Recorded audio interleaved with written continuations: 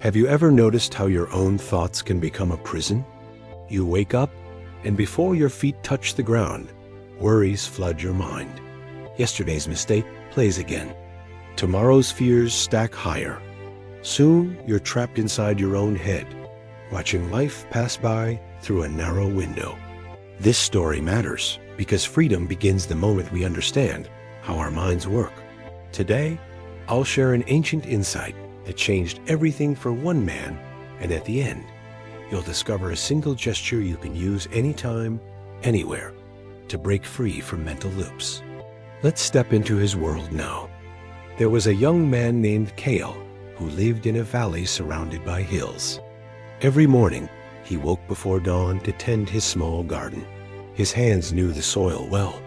Life moved simply around him. Neighbors greeted each other.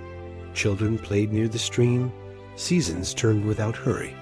But inside Kale's mind, chaos reigned. He worried about everything. When he planted seeds, he wondered if they'd grow. When they grew, he feared the rain wouldn't come. When rain came, he dreaded floods. Each thought led to another, spinning endlessly like a wheel that never stopped. His body moved through the day, but his mind stayed trapped in circles of doubt and fear. One afternoon, exhausted from sleepless nights, Kale sat by the stream watching water flow over smooth stones. An old woman approached, carrying a bundle of reeds on her back. She moved slowly but steadily, her eyes bright with awareness. Kale had seen her before in the village, though she rarely spoke to anyone. "You look tired, young man," she said, settling beside him on the grass. Kale nodded. "I can't stop thinking. My thoughts never rest. They chase each other like dogs after their own tails." The woman smiled. "I know that trap well. I lived inside it for many years." "You did?" Kale turned to face her, surprised that someone so calm could understand his turmoil. "Oh yes," she replied. "When I was younger, I lost someone very dear to me. Afterwards, my mind became a dark room where I replayed every moment, searching for what I could have done differently. I asked myself the same questions 1,000 times, but answers never came. The room grew smaller each day." Kale leaned forward. "How did you escape?" The old woman reached into her bundle and pulled out a single reed. "Watch," she said, placing it on the water surface. The current caught it immediately, carrying it downstream. They watched in silence as it floated away, turning gently with the flow until it disappeared around a bend. "Your thoughts are like that reed," she explained. "They come, they pass, but you grab each one, examine it, hold it tight. You carry bundles of old reeds on your back until you can barely walk."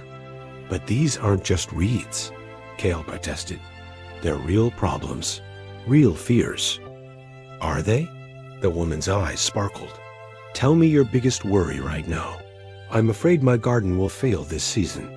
If it does, I'll have nothing to trade at the market. I'll disappoint my family." "Has your garden failed yet?" "No, but so this fear lives only in your imagination.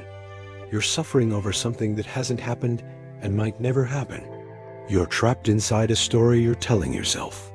She picked up another reed and held it between her fingers. "Watch what happens when I don't let go." She gripped the reed tightly as the water rushed past. Her hand remained fixed, fighting the current, muscles tensing. This is what you do with every thought. You hold on, you resist, you fight. Meanwhile, the river of life keeps flowing, but you're frozen in one spot. The woman released the reed. It bobbed once, then floated peacefully away. "Now watch what happens when I let go." Kale sat very still, feeling something shift inside him. "But how do I let go?" "My mind keeps grabbing." "I'll teach you," she said. "Stand up." Kale rose to his feet. The woman stood as well, brushing grass from her warm dress. "Close your eyes," she instructed. "Now, clench your fists as tight as you can. Squeeze harder. Feel how much energy that takes. Feel the tension in your arms, your shoulders, your jaw." Kale's whole body tightened, As he gripped his hands into tight balls, his breath grew shallow. That's what happens when you hold on to thoughts. Your whole being contracts. Now, take a deep breath and open your hands slowly. Let your fingers spread wide. Feel the release. As Cale opened his hands, warmth flooded his palms. His shoulders dropped. His breath deepened. Something that had been clenched inside his chest suddenly loosened. "This is the gesture of release," the woman said softly. "Whenever you notice yourself trapped in mental circles, do this with your hands. Let it remind your whole self to release, to stop gripping. Your body will teach your mind. That's it." Cale opened his eyes, almost disappointed by the simplicity. "That's everything," she replied. "But you must practice. The mind is stubborn. It's been gripping for so long. It thinks that's its job. You must teach it a new way, again and again, with patience. What if the worries come back? They will.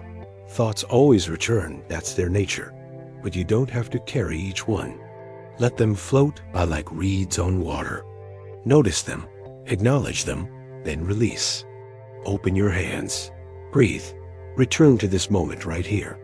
The woman gathered her bundle and prepared to leave. Before she walked away, she turned back once more. "I'll tell you something else I learned. The mind trap isn't created by thoughts themselves. It's created when we believe every thought is true, when we think every worry deserves our complete attention.